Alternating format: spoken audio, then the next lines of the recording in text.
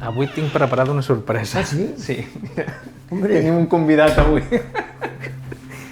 Hola. Que és el meu gos, es diu Cachitas. Com pots veure, un chihuahua. Molt bo. Molt bé. Perquè avui deixem els llibres i els objectes. M'agradaria parlar, perquè crec que és molt interessant i actual, del vincle de les persones amb els animals domèstics o animals en general, perquè hi ha gent que ho porta a l'extrem i va amb totes les espècies i tot, no? Però sobretot amb els animals domèstics, amb els gossos i amb els gats. Aquest vincle que n'hi ha i aquesta passió, és comparable? Aviam, tu has dit una paraula important, vincle. Sempre que hi ha vincle entre dos éssers humans o animals, apareixen els sentiments. Que és l'estima, la ràbia, l'odi i la gelosia. Això en qualsevol vincle. I amb els animals, i amb els gossos i amb els gats passa el mateix. A un nivell potser una mica diferent, però bastant semblant.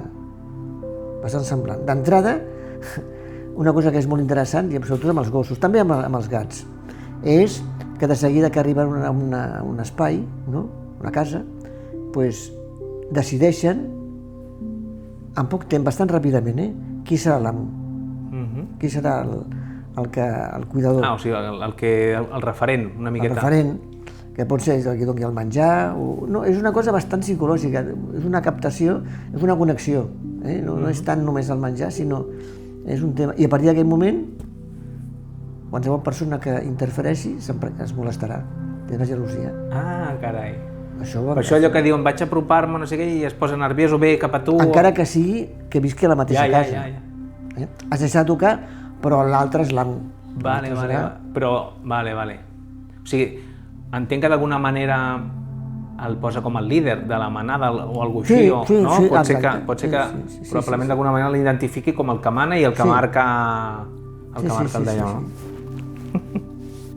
No sé si t'ha passat, per cert, amb aquest. Amb el Cachitas, sí, jo crec que sí. Sí, jo crec que la mestressa el té com... perquè va estar més temps, passar més temps amb la mestressa. Això tampoc va per aquí la cosa, és la connexió, Per exemple, la mirada. No és la mateixa mirada que tindrà amb un que amb un altre. Amb el líder, diríem, de la manada, hi ha una mirada diferent que amb una altra. Sí que és veritat que, per exemple, si estem passejant i la mestressa se'n va, ell busca, espera, busca on està i... Clar, llavors sí, és ella. És ella, Sí. El vincle és molt fort, però sí, tenia clar que d'alguna manera busquen el líder. I fins i tot havia escoltat que aquests gossos que són agressius és perquè quan un dels dos confon, o qui estigui convivint amb ell, confon i no el tracta com un gos, com no veu líder, s'ha de fer ell líder. Llavors és quan són agressius, perquè si he de manar jo, doncs jo marco aquí el... Vull dir que hi ha molt més... Això és complicat perquè siniestrar un animal no és un tema fàcil, sobretot si és gran, si és petit encara és més fàcil perquè es pot controlar. Sí, perquè si un dia et mossega sense voler, no et fa mal, no et fa mal. I una cosa que... O sigui, no és comparable, però realment una de les etapes més dures i que passa, jo he hagut de passar, és que al final viuen molts pocs anys, els gossets, no? 16, 17 com a molt, 18, ja és algú estrany. I els gats també, 18 o 19. Sí. I el dol? El dol és un dol molt dur, perquè si hi ha un vincle, igual que hi ha aquesta ràbia, aquesta gelosia, hi ha una pèrdua. Quan hi ha la pèrdua, hi ha una sensació de pèrdua i depressiva, molt important, i segons la persona i segons el moment de la persona, perquè també depèn del moment de la persona que té la pèrdua de l'animal, és un tema molt delicat. No, totalment, però per què moltes vegades els que hem tingut gos som els únics que ens entenem? Per lo mateix... Perquè, clar, no? Perquè al final diu, és que tu tens gos, diu, doncs jo t'ho puc explicar. És com, ens sentim una miqueta com que els altres que no han tingut gos... Perquè si hi ha connexió, hi ha coneixement de l'altre. Si jo sé d'acabar perquè he tingut un gos, automàticament ja tinc un vincle que l'altre entendrà. Si no he fet el vincle, és molt difícil. Si no tinc l'experiència, clar, és que al final penso, home, jo no considero, jo no l'he humanitzat ni ho he intentat, diguem-ne, l'intento cuidar millor que puc, però no el tracto com una persona. Però hi ha gent que es pensa que el fet d'això, no? D'estimar tant o tindre aquesta passió, perquè a vegades és com passió, és que intentes comparar-lo amb una persona i no va per aquí. Bueno, però no és una persona, però és el que dèiem abans, és a dir, és una companyia, és un vincle que té molt important, no? És un afecte, incondicional, no? Clar, és una interrelació molt intensa, Sí, no, jo pràcticament, no sé que sigui gent maltractadora, que això potser si vols parlem després o no, tothom que ha tingut un dol o ha hagut fins i tot de fer eutanàsia amb un gos, diu que molts diuen nunca más. O sigui, és tan dolorós que diuen, no, jo ja vaig dir que aquest i mai més. Ostres, jo ho he passat i va ser realment molt dur, però bueno, vaig com intentar relativitzar de dir, bueno, ja sabia, no? Tinc un gos que tenia una durada determinada, crec que ho vaig portar més o menys bé, però molta gent diu, nunca más, o sigui, realment és molt dolorós, molt intens. I els nanos també ho pateixen molt, els nanos. I es queda amb la idea, bueno, igual els nanos, per els petits, els petits. 4 o 5 anys, amb la idea de que, igual que l'avi se'n va al cel, també van al gosset. Ah, sí, I els gats, això també ho he viscut jo, el tema aquest. Sí. I una cosa també que em va sorprendre, perquè els que ens agraden els animals seguim, és el mateix el vincle... Bueno, clar, és el que dius, que sí hi ha vincle, és veritat. Tu pots tindre la mateixa passió per una iguana que per una serp o que per una... O hi ha el fet, per exemple, que sigui més interactiu... Home, és molt més interactiu un animal mamífer, diríem, penso jo. És que l'altre dia vaig veure un noi de Galícia que vivia com al camp i tenia gossos, tenia gats i tenia corcs. I el va atropellar un cotxe, perquè són carronyers i hi havia una granota al terra i l'estava menjant i el xaval estava molt afectat. I al final penses, és un corc. Però estava... És que a les aus hi ha molta cosa a parlar d'aquí de les aus, la garsa, els mussols, els granducs, els xots que es diuen, els petits. Home, hi ha gent que també té un vincle molt... No, és que clar, em vaig quedar una mica com dient, ostres, entenc... I el corp, a més, el corp és molt intel·ligent. I la garsa, també. La garsa té tendència a agafar objectes, roba, per portar-se-les al niu. És que és molt... I llavors, clar, un nano jove, els nanos, els adolescents, en moments que estan sols o molt més en crisi, es dediquen a buscar nius, per aquesta raó, no? I llavors ensiniestrar-los, i és... Em va passar a mi, això. Et va passar, ostres. No, a més, cada cop s'està demostrant més que, per exemple, malalts crònics o d'allò, si tenen un gosset, que els hi porten i els recuperen abans, vull dir que això que no deixen entrar els animals, per exemple, als hospitals... Bueno, ara depèn de l'hospital i depèn... Em sembla també una miqueta cruel, no? Imagina't, tu estàs ingressat, que prou tens el teu animalet, que no el pots veure des de fot, no sé, un mes, ostres, ajuda o no t'ajuda a recuperar-te?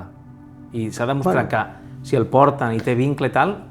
Bueno, aviam, però hi ha estudis fets molt estrictes que han vist que amb aquesta interrelació que hi ha, han fet anàlisis al gat o al gos i a la persona, i les hormones es mobilitzen igual amb la persona que amb l'animal. Les hormones?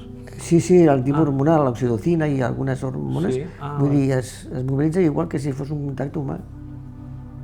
I igual que les ressonàncies, també igual, no? Fan ressonància a un i a l'altre i es veu que hi ha una connexió. No, és a dir, que no... Però per què genera aquest vincle? Per què no jutgen? Per què tenen com un semidéu? Per què tenim aquesta passió, no? Al final, perquè és vincle, però bueno, també pots tindre vincle amb un objecte, que... No sé, un quadre del... No, però des del començament, els gatets o els gossos, què fan amb les seves cries? Pues, no? Tenen aquest contacte brutal, una cosa, les estimulen, bueno, que sé. Bueno, pues això passa, és de la vida. Sí. Amb tots els animals, Sí. No, a veure, jo sempre dic que a mi els animals m'han fet millor. O sigui, jo el fet d'haver tingut... Vaig tenir també un gat que vaig acollir del carrer, etc. Però bueno, després vaig tenir al·lèrgia i tot, però he tingut dos gossos i sincerament considero que milloren a la persona, la fan, no ho sé, li donen com un plus, no? de respectar, d'estimar, doncs això també els més animals, no sé, jo considero que el no judici, no? Aquesta... T'ensenyen coses, jo crec que... I una altra cosa que fan és que ajuden a la persona a ser cuidador, perquè l'has de cuidar constantment i això també compta. És veritat. Compta molt, això. Clar, i amb els nens? Amb els nens molt. Amb els nens que hi ha connexió, una protecció, no? És curiós com els gossos de seguida entenen el rol, no? Que és un cadell també, un cadell humà, no? Sí, la interacció és directa. Que han de protegir-lo. Amb els nanos és directe, hi ha pocs nanos que no els agraden els animals. Sí. Tots van allà... Sí. I quins beneficis, per exemple, nens autistes, tot això també els ajuda, no? Sí, clar. Sí, per la mateixa raó, perquè com que estimula els afectes i els nanos autistes, pues, tenen una dificultat de conèixer amb les emocions, a través de l'animal pues, potencia aquesta manca que tenen. Funciona això. Igual que funciona a nivell, diríem, d'evitar al·lèrgies, no? Està demostradíssim que els nanos que estan en contacte amb animals, sobretot gossos i gats, pues, tenen menys al·lèrgies a l'arribada a l'adolescència, que és l'època complexa, no? Per què? Perquè els estimulen la immunologia, com que estan en contacte, pues, estimulen la cosa immunològica i antial·lèrgica. Clar, van tot el dia pel terra i ajuda. I si ens anem m'ha vingut al cap una vegada que escoltava per la ràdio un veterinari, teòricament que estava informat, tampoc ara vull dir que això sigui cert, però va dir alguna cosa així com que, ja dic que ens anem a un extrem, gent que maltracta els animals, però de forma severa, que es pot matar i tot, diu que està demostrat que tenien més probabilitat de ser gent violenta i, entre cometes, no sé si, però vull dir, fer mal també als humans. Clar. No, o sigui... Però això és pel mateix tema del vincle, perquè clar, no serà perquè sí que ho fan, serà perquè no els hi fa cas al gos o al gat. I llavors se senten despreciats, llavors s'emprenyen i els ataquen. Però fins a arribar-nos a fer mal... Un cop s'ha fet el vincle, segurament ha fet, especulo, depèn de cada cas, com sempre. Ha fet un vincle i aquest vincle, doncs, el gos o el gat, sobretot els gossos, els gats són van més per lliure, potser una mica més, però llavors què passa? Que el gos s'allunya i l'altre s'emprenya. El sent abandonat, igual que es pot sentir abandonat per la parella. I llavors ve aquesta cosa paranoica, diríem, serotípica. Sí. Però, ostres, i també em ve al cap, ja no tant a l'extrem, però que sap, o algun cop ho hem escoltat, no? Una parella que no té fills, etc., no té un gosset, se l'estimen amb bogeria, tot és fantàstic, ve el bebè i el gos passa en segon terme, per no dir el tercer, i li busquen un nou hogar, és com que el perro sobra. Què ha passat? No és lo habitual, perquè habitualment però jo ho he escoltat, sí. Ho he escoltat, L'habitual és que s'integri. Però què ha passat? O sigui, què li passa pel cap a la gent? O sigui... Una cosa que hi ha molt sovint en algunes famílies és la por a la part agressiva que pugui tenir a l'animal, que pugui fer dany mal. Però bueno, això és un argument, pot haver altres. Doncs ja comença sobreprotegint, no? Sí. És un símptoma de que ja tens una por severa, és el teu gos, el coneixes... Bueno, però segurament ha hagut alguna senyal, que un altre tema aquí delicat. Quan arriba el nano, el bebè, el nadó, doncs també s'agafarà gelosia, l'animal. Ja. A tanto, llavors, clar, no sé què farà. N'hi ha por, no? Sempre hi ha por perquè, clar, és un rival. Era el rei del mambo i ara va arribar l'altre. I més si està... I més si no eren la parella, no? I ve un tercer, si ja tens un fill... Sí, no, és un tema... Sí, és interessant. De les emocions, sí. Bueno, jo només puc dir que m'ha fet millor persona, ja t'ho dic de debò. I a mi, jo crec que és una experiència que no diré que és ni molt menys, que és com els fills, jo no he tingut, però és una molt bona experiència. Jo crec que això ajuda a ser... Hi ha un altre tema aquí, actualment hi ha més gossos que abans. Això sí, és veritat. I és perquè la gent està més sola. Més gossos que fills, diuen, no? Sí, es diu així. O natalitat, o... Sí. I també és veritat, la gent gran, no? Que estan sols, no? És una ajuda important. Clar, això que dèiem, que obligues a cuidar, a sortir, a caminar, no? A caminar i també et cuida perquè ell t'estimula i tu el cuides amb ell, no? I la soledat aquesta queda molt reduïda, és un tema important. Sí, al final venen a ajudar. Jo crec que coses molt positives. Bueno, Cachitas, avui ha sigut prota, Què opines, tu? Exacte. Tu què, tens alguna cosa a dir? No, he estat un dit. Doncs res, ja has conegut aquí el Cachitas.